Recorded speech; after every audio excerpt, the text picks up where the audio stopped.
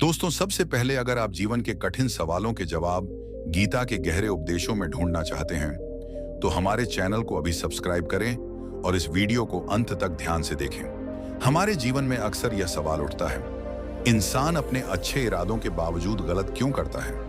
कभी कभी हम जानते हैं कि कोई कार्य सही नहीं है, लेकिन फिर भी उस रास्ते पर कदम रख देते हैं। इसके पीछे क्या कारण है? आज हम इसे समझेंगे और देखेंगे कि गीता हमें इस सवाल का क्या उत्तर देती है। आइए शुरू करते हैं एक कहानी से।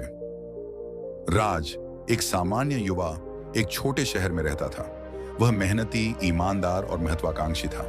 उसका परिवार साधारण था, लेकिन उसने बचपन से ही यह ठान लिया था कि वह अपने कर्मों के माध्यम से जीवन में कुछ बड़ा करेगा। उसकी सोच हमेशा साफ और सकारात्मक थी, लेकिन जैसे जैसे वह बड़ा हुआ, उसके जीवन में चुनौतियां भी बढ़ने लगीं। राज का ऑफिस एक प्रतिस्पर्धात्मक माहौल में था। उसके सहकर्मी कभी कभी उसे नीचा दिखाने की कोशिश करते, कभी कभी अनजाने में उसके साथ अन्याय करते। राज की नीयत हमेशा सही थी, लेकिन परिस्थितियों और उसके मन के भीतर की वासनाओं ने उसे कभी कभी गलत रास्ते की ओर मोड़ दिया। एक दिन राज ने देखा कि उसके सहकर्मी ने कंपनी के नियमों को तोड़कर एक बड़ी सफलता हासिल की। राज के मन में ईर्ष्या और लालच जाग उठे। उसने सोचा, अगर मैं भी यही करूं तो क्या बुरा होगा? यह सोच धीरे धीरे उसके अंदर पनपने लगी।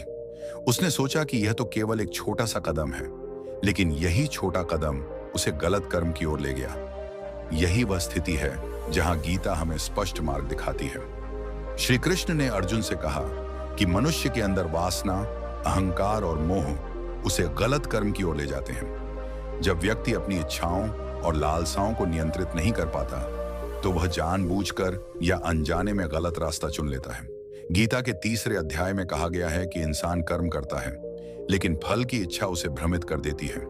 जब हम केवल परिणाम की चिंता करने लगते हैं, न कि कर्म की शुद्धता पर ध्यान देते हैं, तब गलत कर्मों का बीज मन में अंकुरित होने लगता है।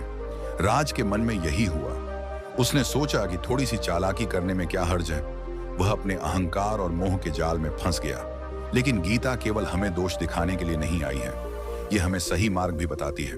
श्री कृष्ण ने कहा कि कर्म करो, फल की इच्छा मत करो। जब हम अपने कर्म को नैतिकता और धर्म के अनुसार करते हैं और केवल अपने कर्तव्य का पालन करते हैं, तो हमारा मन स्थिर रहता है और हम गलत कर्मों से बच सकते हैं। राज ने जब यह समझा कि उसके अंदर लालच और मोह ने उसे भटका दिया, उसने अपने आप से वादा किया कि वह अपने कर्मों को शुद्ध मार्ग पर लौटाएगा। उसने अपने अहंकार और ईर्ष्या को छोड़कर केवल कर्म पर ध्यान दिया। धीरे धीरे उसकी जिंदगी में शांति और संतुलन लौट आया। लेकिन जीवन में यह सब इतना आसान नहीं था। राज ने देखा कि जब उसने सही रास्ता अपनाया, तो उसे बहुत कठिनाइयों का सामना करना पड़ा। उसके सहकर्मी हंसते और उसके निर्णयों को कमजोर मानते। परिवार में भी कभी कभी वह असमंजस में फंस जाता कि क्या सही किया या गलत। लेकिन गीता के उपदेशों ने उसे साहस और स्थिरता दी। श्री कृष्ण ने अर्जुन से कहा, मनुष्य अपने मन का मालिक नहीं होता, जब तक वह ध्यान और योग से अपने मन को नियंत्रित नहीं करता। मनुष्य का मन स्वभाव से क्षणिक इच्छाओं, वासना और लालसा से भरा होता है। यही कारण है कि वह कई बार गलत कर्म करता है। लेकिन यदि वह सतत अभ्यास और आत्म संयम से अपने मन को नियंत्रित कर ले, तो वह हमेशा सही मार्ग पर चल सकता है। राज ने गहराई से सोचा कि उसके अंदर की लालसा और अहंकार उसे बार बार भटका रहे हैं। उसने अपने दैनिक जीवन में छोटे छोटे अभ्यास शुरू किए। सुबह उठकर वह ध्यान करता, अपने कर्मों का विश्लेषण करता और यह समझता कि कौन सा निर्णय केवल परिणाम की लालसा के लिए है और कौन सा निर्णय उसके कर्तव्य और धर्म के लिए है। धीरे धीरे राज का मन बदलने लगा। उसने समझा कि गलत कर्मों का मूल कारण केवल लालसा और अहंकार है। जब मनुष्य स्वयं को इन दोषों से मुक्त करता है और केवल अपने कर्तव्य और धर्म के अनुसार कर्म करता है, तो उसे कभी पछतावा नहीं होता। राज ने धीरे धीरे महसूस किया कि केवल कर्म करना ही पर्याप्त नहीं है, बल्कि उसके पीछे की नीयत और मानसिकता सबसे महत्वपूर्ण है। उसने देखा कि जब वह किसी कार्य को केवल अपने लाभ या दूसरों को पछाड़ने के लिए करता है, तो परिणाम चाहे कुछ भी हो, मन में अशांति और पछतावा हमेशा बना रहता है। यही कारण है कि लोग बार बार गलत कर्म करते हैं। श्री कृष्ण ने अर्जुन से कहा था, मनुष्य स्वयं अपने कर्म का स्वामी तभी बनता है जब वह सकारात्मक सोच और विवेक से निर्णय ले। राज ने यह समझा कि उसके भीतर की वासना और अहंकार ही उसे बार बार भटका रहे थे। उसने अपने मन को नियंत्रित करने के लिए आत्मचिंतन और योग का अभ्यास शुरू किया। राज का जीवन अब धीरे धीरे बदलने लगा। उसने देखा कि उसके मित्र और सहकर्मी पहले जैसे प्रलोभन नहीं दे पा रहे थे।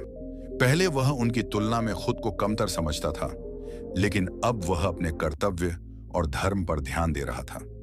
उसने महसूस किया कि गलत कर्म का मूल कारण केवल बाहरी परिस्थितियां नहीं, बल्कि भीतर का लालच और अहंकार है।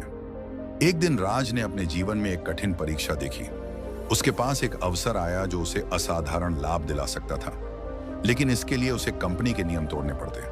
पुराने समय में राज शायद इस अवसर का लाभ उठाता, लेकिन अब उसने गीता के उपदेश याद किए। उसने सोचा, मैं परिणाम की लालसा के लिए गलत मार्ग नहीं चुनूंगा। मैं केवल अपने कर्तव्य के अनुसार कर्म करूंगा